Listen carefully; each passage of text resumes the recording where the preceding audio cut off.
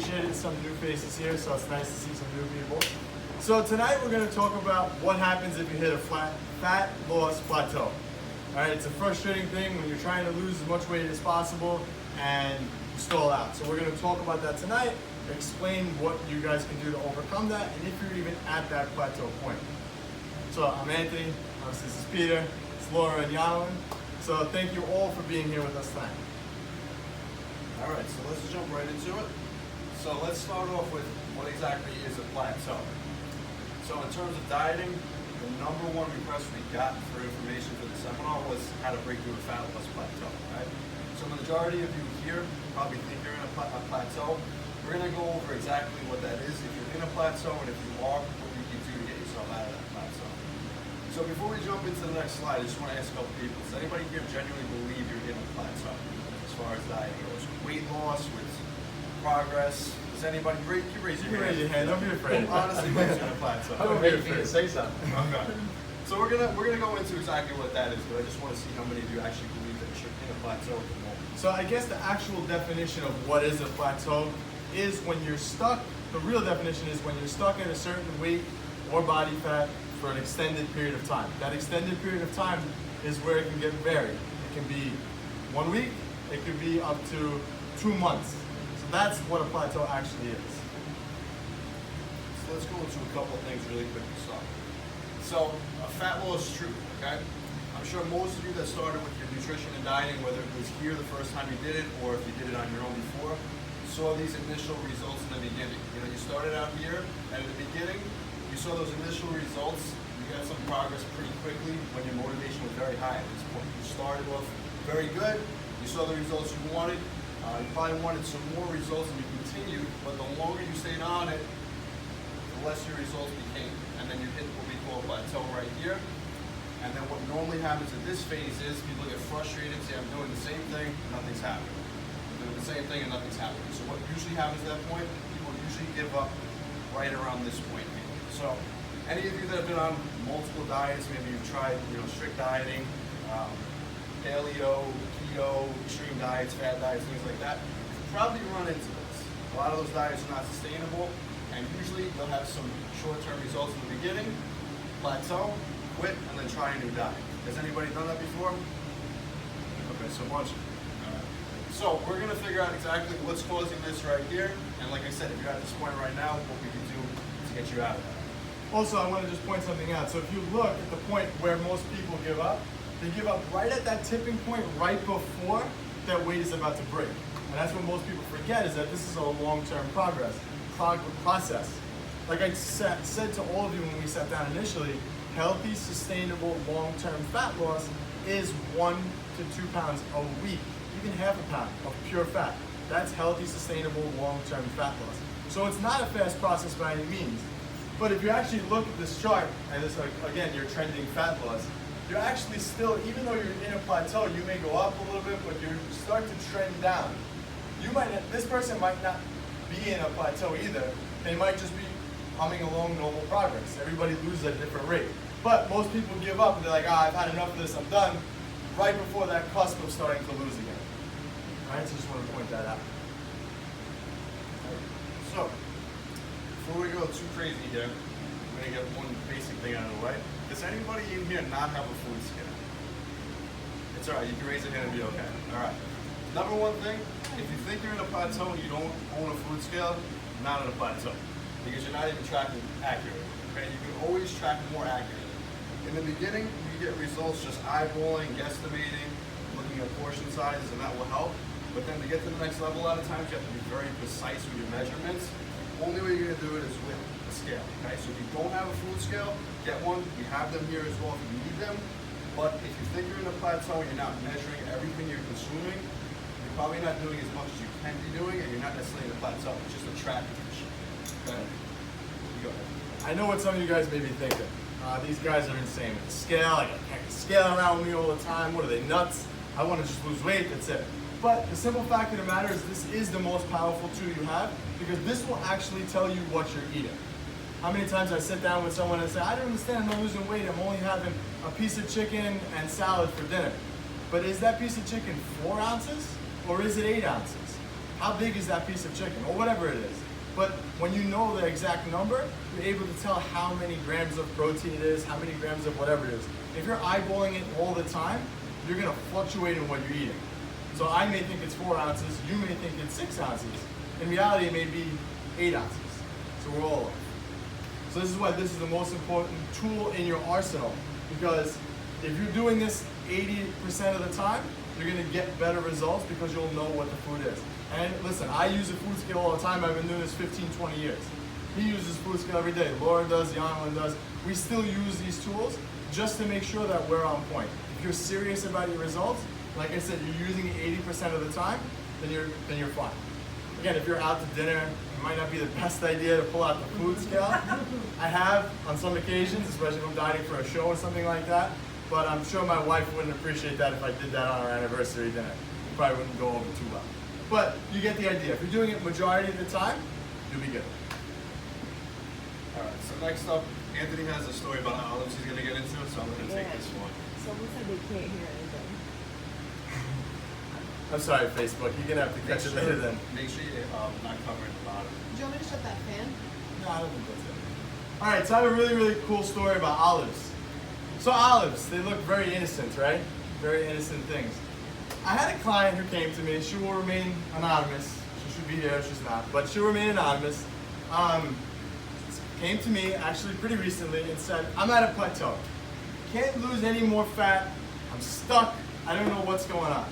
Okay, so let's look at what you've been doing. Let's talk about what you've been doing. So she starts running through her day, and she proceeds to tell me how she, again, I don't know, I'm sorry if you're watching, but I don't know where this came from, but for her, she said that she has to have 2 or 3 olives with a lot of her meals because it helps her digestion, right? Fine and dandy. When you plug that in to MyFitnessPal, that equals a full serving of fat every day. So something that are, again, how big are olives, right? It's not something that keeps you satisfied, but these things add up. Things that we don't even think about that add up.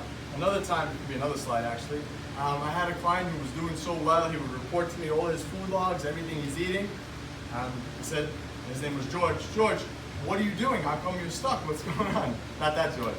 You know, what's going on? If you're eating everything here, you should be losing. He says, I don't know, I have mince every day, does that matter? When we went back in and added up all the mince that he was having a day, it added up to almost 1,200 calories every week in mince. The mince.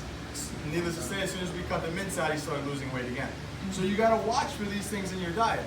Again, going back to what we said about the food scale and about all these things, everything adds up. Your body does not discriminate against calories. You have anything to add to that?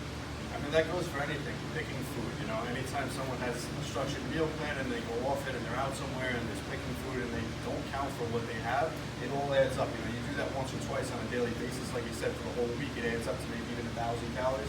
Those picking foods, those things you're not counting, those might be the things taking you out of that calorie deficit, and that might be preventing you from, you might be eating everything perfect otherwise.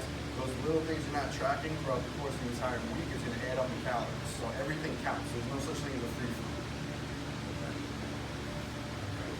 So on to the next thing. So back in terms of plateauing and weight loss, in the last seminar we had a similar slide. This you guys might be familiar with this, for those of you that were here. So majority of people that start with a fat loss goal expect to see some type of progress that looks like this.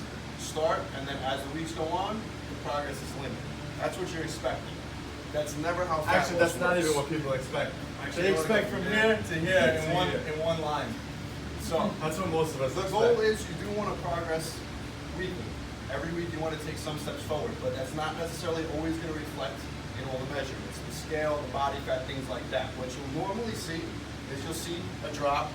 You'll see yourself go up and down, but the trend should always be down. If you're trending down like this, that's great progress. It never has to be linear. In fact, it's almost never linear because your body is so unpredictable that you can't say week to week that things are going to happen. You know, there's a lot of things that go into it.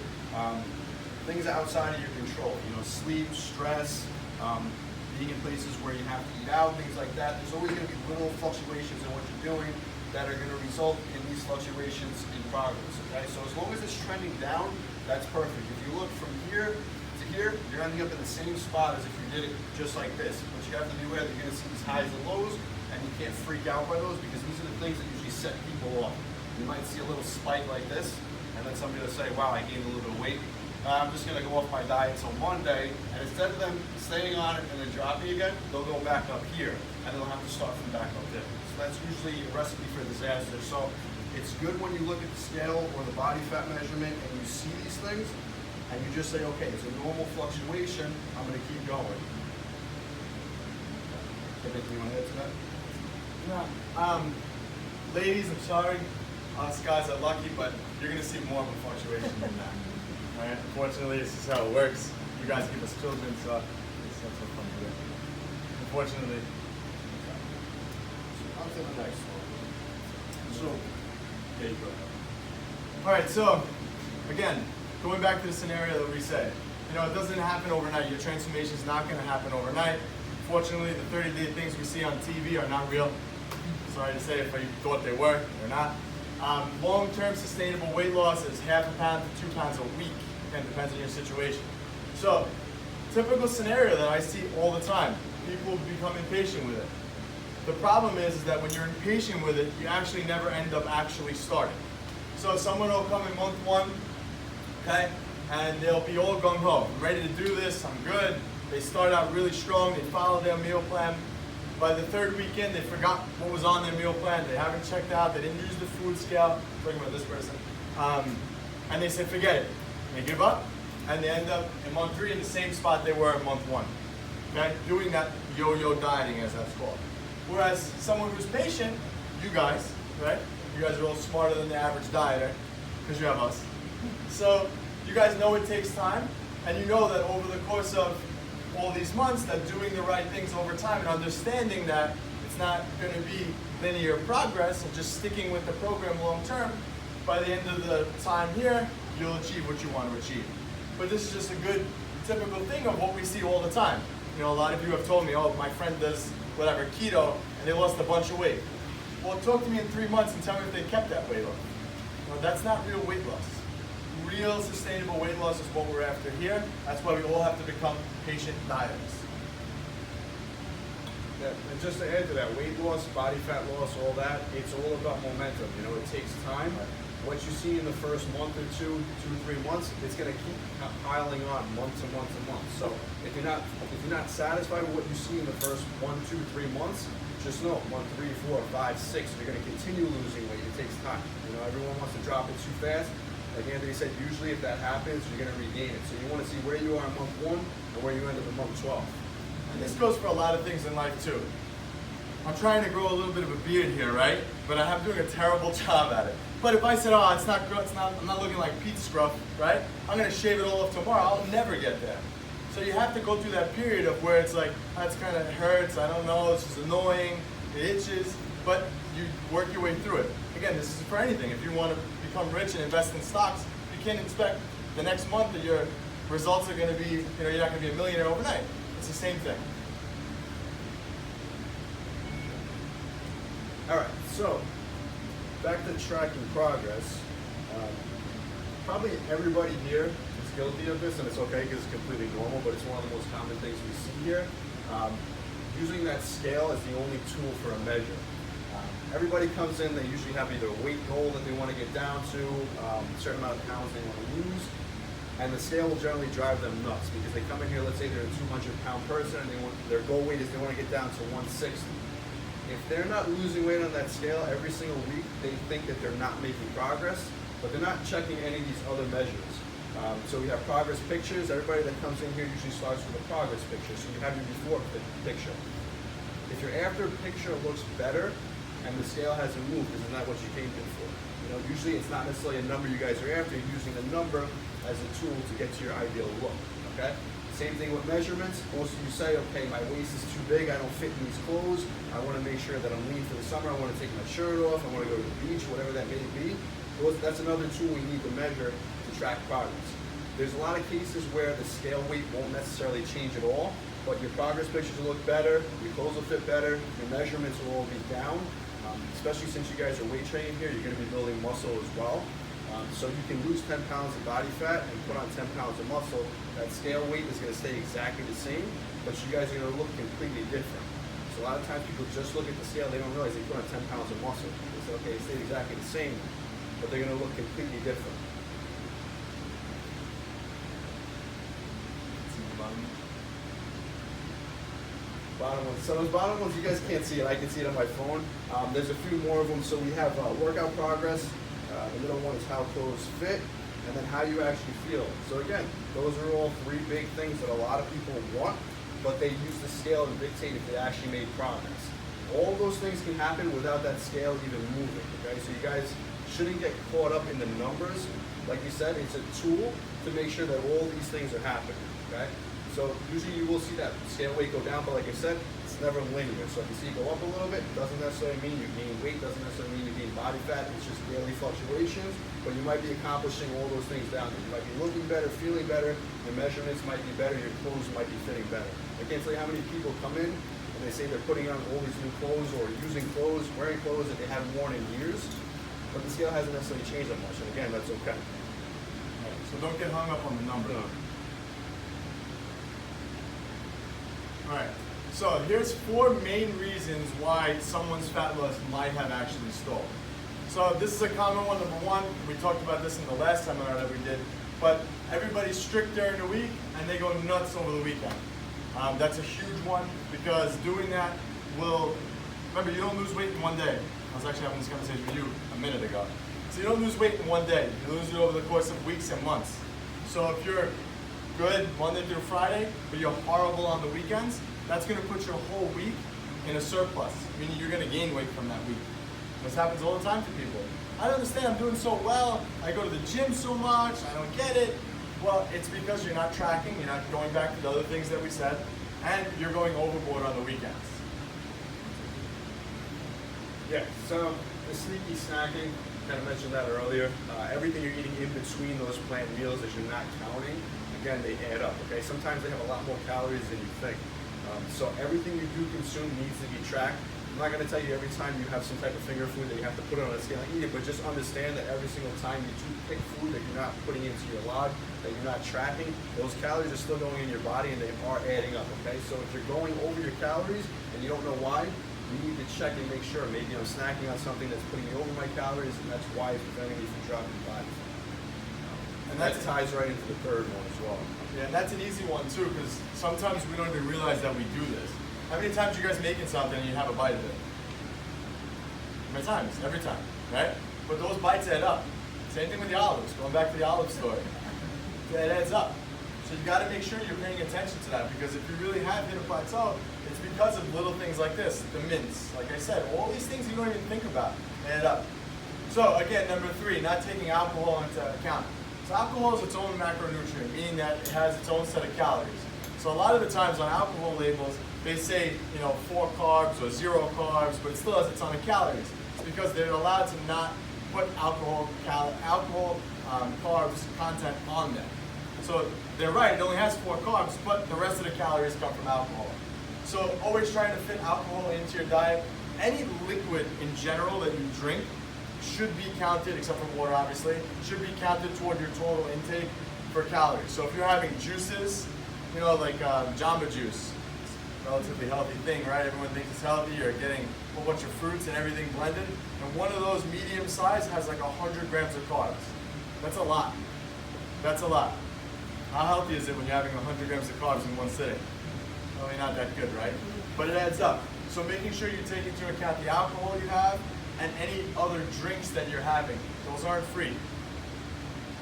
Anyone, anything? Yeah, the theme here with everything, if you realize it doesn't matter if it's healthy, unhealthy, if it has calories in it, it needs to be tracked because those calories add up. Again, that goes for foods, snacking foods, alcohol, anything that you're consuming, it all adds up, so you have to make sure you track it. So if you're 100% on your diet plan, you're eating perfect throughout the week, and then you're having a few drinks on the weekend, every single weekend, those calories, again, they're adding up, so you have to track those as well.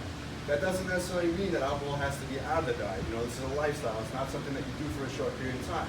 If you drink alcohol on the weekend, socially, or things like that, you need to figure out how to fit it in. And again, you just account for it. So it doesn't mean you can't have it. It just means if you are consuming it, track it. A lot of people think they shouldn't be having it, so they drink it and then they don't track it, thinking that they shouldn't be having it. But you can consume it if you fit it in. So you have to make it a lifestyle. Okay. And number 4 goes back to what we said before, inaccurate or lack of food tracking. That's what we talked about. I use the chicken as a scenario, but it's really, I mean, I'm trying to think of other foods that are really easy to overdo. Well, Peanut butter, yeah. we have some slides for that after, and you guys will see that, but making sure that you're keeping track of what you're eating as far as the weighing it, making sure it's right, especially if you guys are home, there's no reason why you guys shouldn't do that. Again, like I said, if you're out and you want to eyeball it because you're out, that's fine, but as long as 80% of the time you're tracking it correctly. Does anybody here not know how to use a food scale?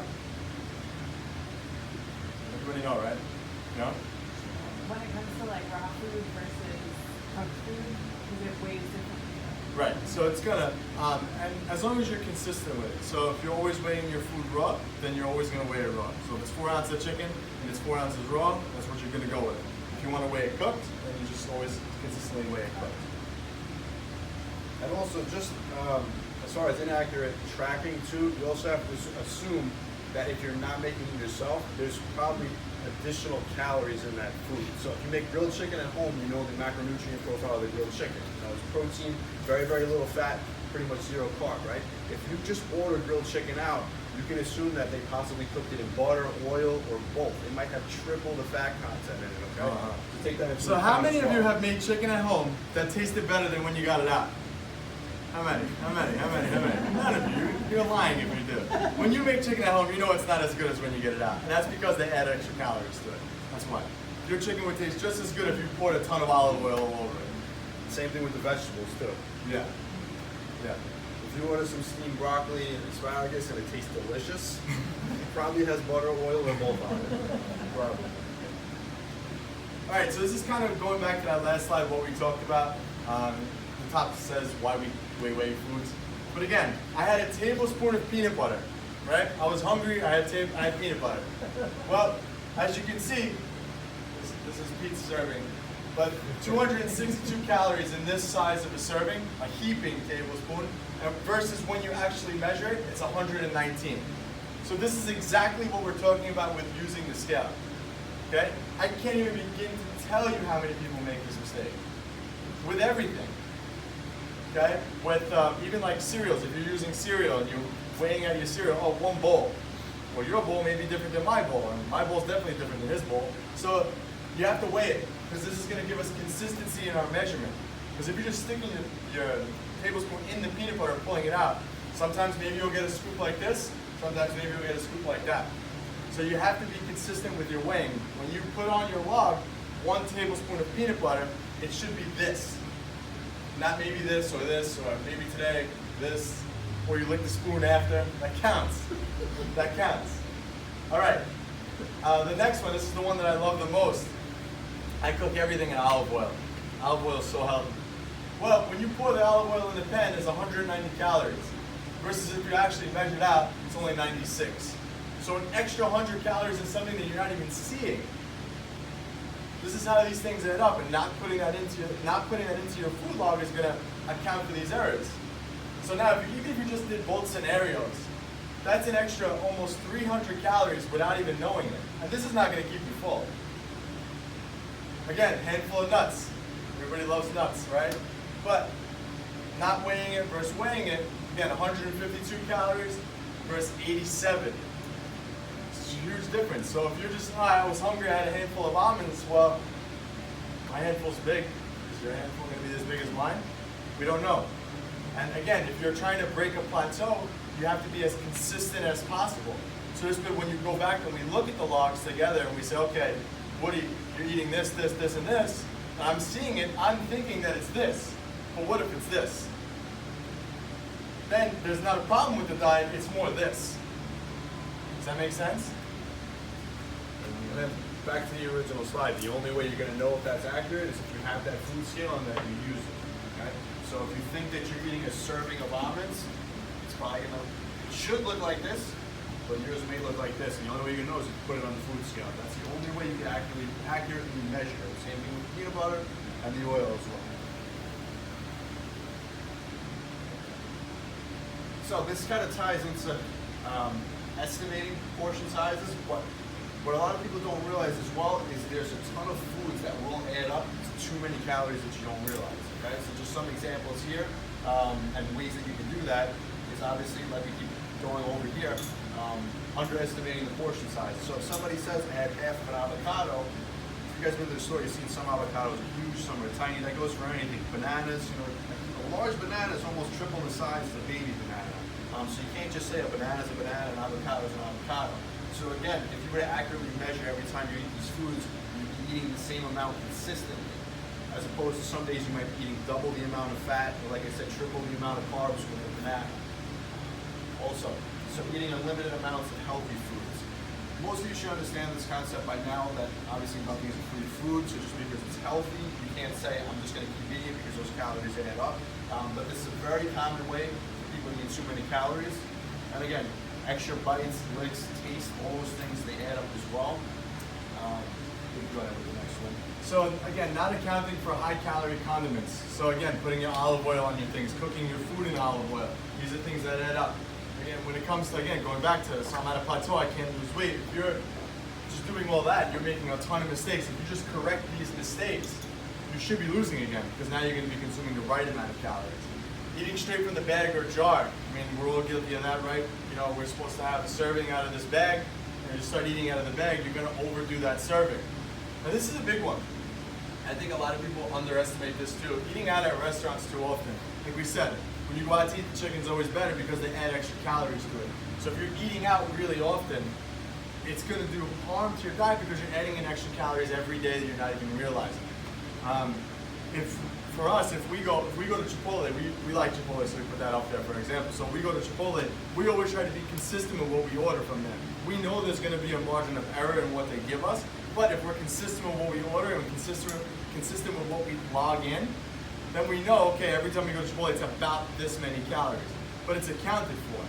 It's not like, and I get it, sometimes, if you get your lunch at home, you can't make it, whatever have you, and you're trying to get something out, you have to do your best. And I always try to overestimate every time just to make sure I account for anything extra.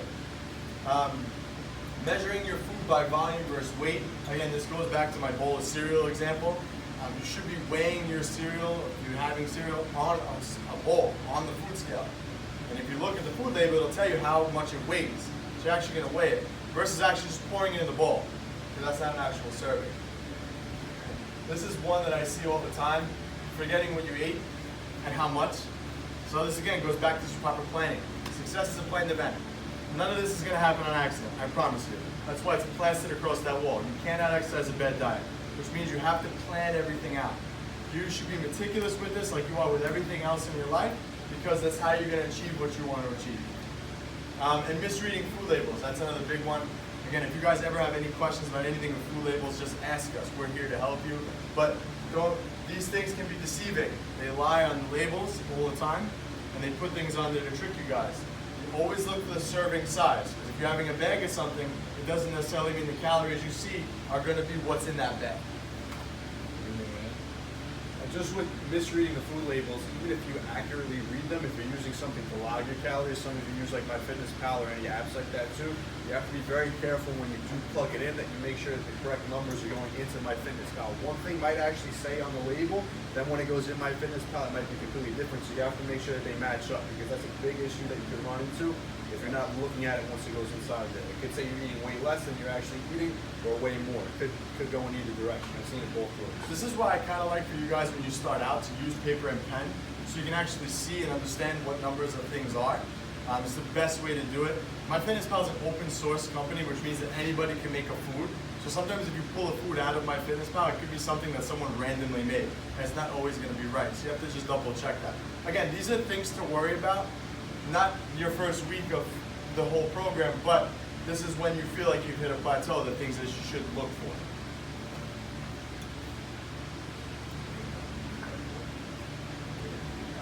So this is going back again to the beginning when we talked about picking on foods and things like that. A lot of things people consume they think are not worth tracking. So if you see right here, we're talking about condiments here. So if you look, we have ketchup, mayo, barbecue sauce, sweet chili sauce, dressing.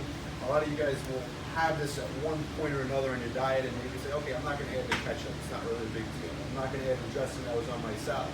But if you look, that amount of serving size right there in a week will add up to an additional 1,135 calories. Now, if you look, the pizza on the right side, if you had that in one meal, would actually be slightly less calories. If you were to eat that pizza in one meal, you're gonna feel good about your diet? No, you're probably gonna say, I cheated on my diet. You're gonna feel terrible about it. But why is the condiments okay? You're just not thinking about it the same way. So again, everything that you do consume adds up, and you have to make sure that you're tracking it, because that 1,100 calories is gonna come from somewhere, whether it's pizza or whether it's condiments. Or olives, like we talked about earlier. And if you notice, this is actually the serving size of it, but see how small that is? Every day, making the same mistake without consciously knowing that you're making that adds up. Because like I told you, you don't lose weight in one day. You lose it over weeks and months. So look, who would rather have this or have this? Which one would you rather have? Yeah, the pizza, right? I'd rather have the pizza. I'd skip all this type of pizza. So you just gotta be aware of what you're eating. This is why when I sit down with you guys and I talk to you and I said, your body doesn't understand anything but these numbers. It's literally that simple. But the problem is we don't realize what we're doing sometimes. And a silly mistake like this could make you feel frustrated, could make you feel like quitting, could make you feel like, I'm done with this, I've had enough, I'm not losing, I don't know what's wrong with my body, blah, blah, blah, blah, blah, blaming yourself, when in reality it's just a simple little mistake that needs correction. And sometimes you guys need to be reminded of these things in order to avoid them. And I think a lot of that comes from people just assuming that it doesn't necessarily matter if it's in one meal or if it's across the week. So Right. if you say, okay, I had a little bit of ketchup today, it's not a big deal. But again, if you consume it throughout the week, it would be the equivalent of sitting down and having all those condiments in one serving. Same thing with the pizza. If you had one slice throughout the week, or if you had it all at one time, at the end of the week, you're still going to net the same amount of calories. Okay? So a lot of times it's just how you look at the food. It's not necessarily what it is. Those calories are still going to add up whether you have it in one meal or across the whole week. This also accounts for people who tell me, oh, I'm having a salad, I like to dunk my salad in the dressing. That still counts. That still counts. Vito's laughing, I guess you've done that, huh? Yeah. So this is very similar to one of the original slides we went through. But again, there's many things that we have to check before we cut calories or change up the diet. So again, when people come to a plateau, they think, okay, I must be eating too much, I need to eat less because I'm not losing weight. That's the initial response that most people have when they're stalling or when they're not seeing progress. So again, there's a lot of things we need to look at. You can't just assume that we're eating too much. You have to look at measurements, progress photos. Again, scale weight doesn't always show the progress. Okay? You could be building muscle and burning fat at the exact same time. The scale weight is going to stay exactly the same. So you can't just go by the scale. Again, first thing we mentioned today, food measuring, making sure you have a scale and then making sure you're measuring it accurately. You might say, okay, I'm only eating 1,200 calories a day. Something must be wrong if I'm not losing weight. It's very, very low calorie. You might be consuming almost double that if you're not aware of it. Okay? So you have to make sure you're accurately measuring.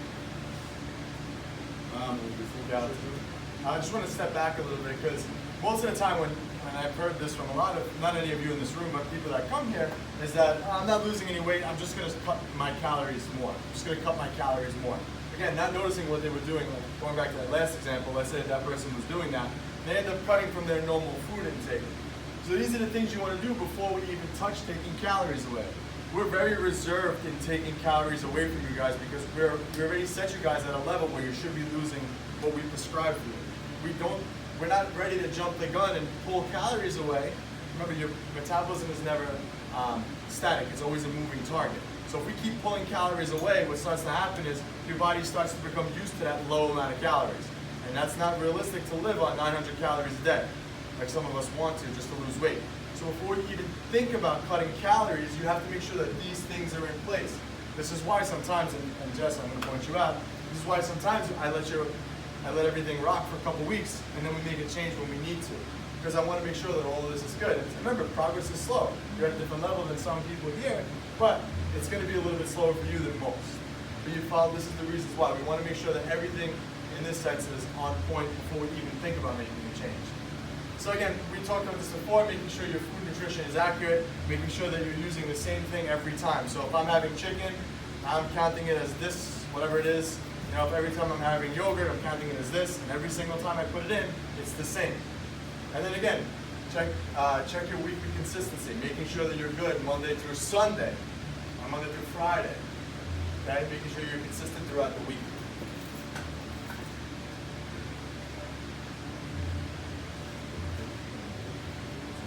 All right, so your calories are low, but you're not losing weight. So again, I just kind of touched on this before.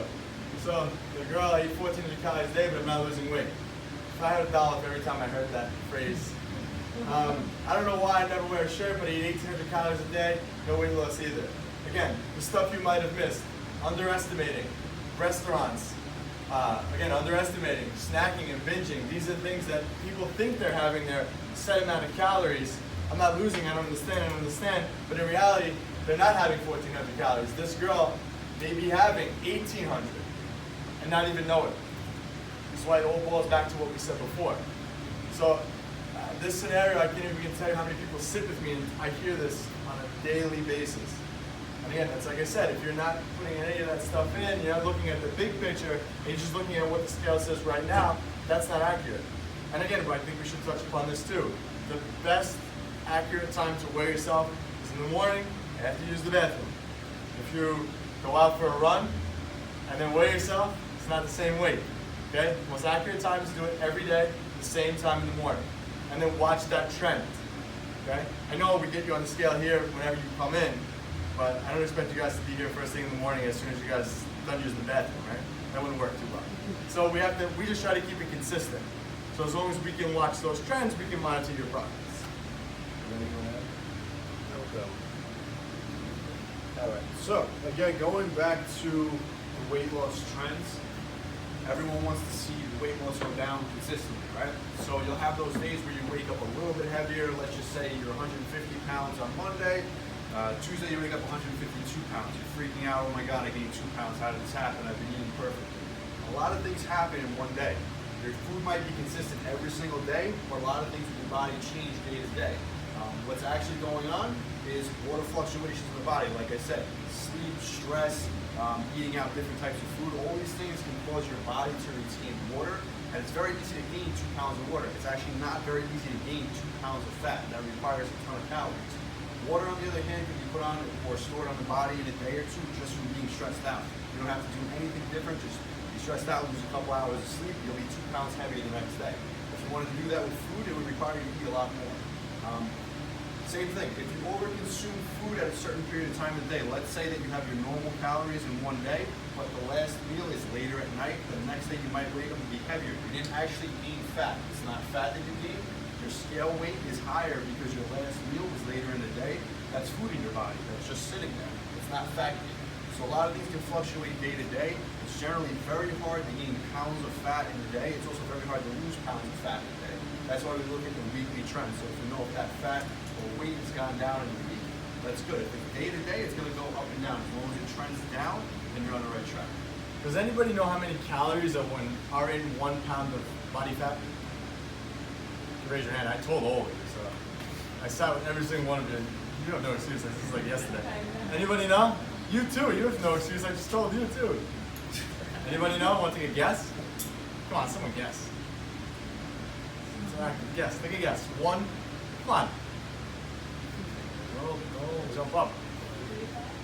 Wait, I heard it. Someone said it. Say it again. 3,500 calories. Close. Okay? So if you actually woke up 2 pounds heavier, did you have 7,000 calories the day before? I highly doubt that. That's a lot of food. That's a lot of food. So don't be fooled by what the scale says. That's usually not real weight. All right, so we're going to talk a little bit about John. He's one of the clients that have been coming here. John's been coming about 10 months now. Many of you have seen Captain America. He's my Captain America story. I gave him the super serum and he exploded. So essentially John, he's been working with us for that amount of time. He actually never hit a plateau. And I know his goals are a little different than most of you. When he came to me first, he wanted to gain muscle, so hence the after picture. Swipe to the next one quick. So John actually has two pictures, 2 sets of pictures. This is after, right? So John actually made this transformation without having any plateaus, right? So we go back to the first one. So how did we do this? So we were able to achieve that kind of a result, one, slowly. This wasn't done in 30 days, okay? This was obviously done naturally, but with him it was consistency in the nutrition. I could tell John, okay, well, during his gaining phase doesn't count. So from here, he was at his heaviest, and obviously he gained a little bit of body fat. but when you're that skinny, you have to put on some body fat in order to put on some muscle. So he's probably at a reasonable level of body fat here, and he wanted to diet down. Okay? Typical goal that most of you guys have, again, just different extreme. But in his scenario, we said, okay, John, I was able to tell him, John, I want you to take your calories from, I believe his highest was about 3,000. I said, John, we're going to start you with a small deficit, so let's get down to 2,700. So we moved his calories down to 2,700 calories every day, obviously hitting a certain amount of protein, a certain amount of carbs, a certain amount of fat. Rolled that out. He got stuck a little bit, like his progress slowed down. Says, all right, John, let's drop it again. We dropped it to 25, but he was able to keep doing it. But by me guiding him and telling him what he was able to do and to make those changes, he was able to properly follow through. If his calorie intake was sporadic, he would never have this transformation. He would have never, he would never have gotten out of this phase. He never would have had this kind of a transformation if he wasn't able to follow through properly. Okay, and the devil's in the details. I'm telling you guys the details of his story because it's a story I could pull his chart, I could show you. But the main bottom line is he followed through on everything that we said, and we made sure that he was doing all those other things. Say it again. So we took his calorie intake all the way down. He did this in around 12 weeks, 12, 13 weeks. We took his calories down to 2,100. And again, this is going again a little bit further down the line. Once he hit his weight loss goal, we start to bring his calories back up. Remember, your metabolism is never static. He would never be able to live on that low calories because it's not sustainable. So we raise his metabolism over time by adding some calories back in, so he's able to kind of maintain this physique while still putting on muscle. Again, this is, like I told you, he's had a lot of success here. He's very consistent. Two things about him, he's very, very consistent. I can literally tell him anything to do, and he will do it. That follow-through is what's extremely important in order to achieve insane results. I mean, I can point out a handful of you in this room who have achieved phenomenal results just by listening to what I'm saying and making sure that you're doing all those things. And again, that comes down to just months of consistently, every single day, hitting those calorie goals. There's probably not been more than 1 or 2 days where he was either slightly above or slightly below his calorie goals. And again, that allows us to be able to say something as simple, okay, you want to lose weight, what do we have to do with the diet? Let's drop 200-300 calories. That's all we have to change. You don't have to drastically change the diet. He's eating pretty much the same thing in both pictures, just a little bit less than total calories because he's been so consistent with it. The only thing that usually changes is the total calorie intake. He doesn't have to cut out foods. He doesn't have to change his eating schedule. So the transition was not really that different for him. He was doing basically the same thing, just measuring and cutting down portion sizes slightly. If you're all over the place, having too many calories one day, not enough another day, eyeballing foods, not accurately tracking, that would be impossible. He would probably look exactly the same, even though we keep telling him to drop calories. The only way that that's attainable is if you are tracking everything and then we can adjust it. Right. I think also another thing that he does too, and I'll mention it, I think it's, one, it's funny, and two, it just helps him with consistency. It's all about being consistent and keeping it easy. And we're talking about things that may go over some of your heads, but we just want it to be easy for you. So actually what he does, and I make fun of him for it because I say he's like a 6th grader, but what he does is he actually keeps 100-calorie packs of different items in his house. So when we cut those calories, all he had to do was pull the 100-calorie packs out. So okay, I went from whatever, I think it was 3,000 to 26 or whatever it was. He just pulled 5 of those 100-calorie packs out, and that was easy. He's a working professional. He has a really high-level job, so he can't sit there and cook all his meals all the time. It's not easy, just like most of you. But by making it very simple and pulling those 100-calorie packs out, he was able to do this. Whereas in the opposite picture, he was just adding those calorie packs in order to gain that weight. Does that make sense? Something. What does that mean? Like snack packs? Like what do you Yeah, mean? 100-calorie snack packs. That's how he would just. So on most of your diets, one carb is usually about a 100-calorie pack. So his carb intake was higher, obviously the most because he's trying to gain. So we just pulled those extra calories from those 100-calorie packs out. So again, it's all about keeping it consistent and easy for you guys to track. So if he's eating those 100-calorie packs, he knows every time I have a 100-calorie pack, it's 1 serving of carb. So it just makes it easy. And again, the easy is going to be whatever that is for you, whatever that is for you, whatever that is for you, whatever that is for you. In that sense. And eating the same things every day, there's nothing wrong with that. Again, it's just that more consistent you are with all that stuff, the better. Yeah. whichever way you can be the most consistent is going to work the best for you. So it's not a one-size-fits-all approach. Some people do better eating the same exact thing every day. Some people do better with a little bit of flexibility. But as long as you're able to sustain that and track it, that's going to be the one that works best for you. You have to think about it long term. Again, this happened over months. It's not a transformation that happened in 30 days. All right, you can buy Facebook. You can shut that one too.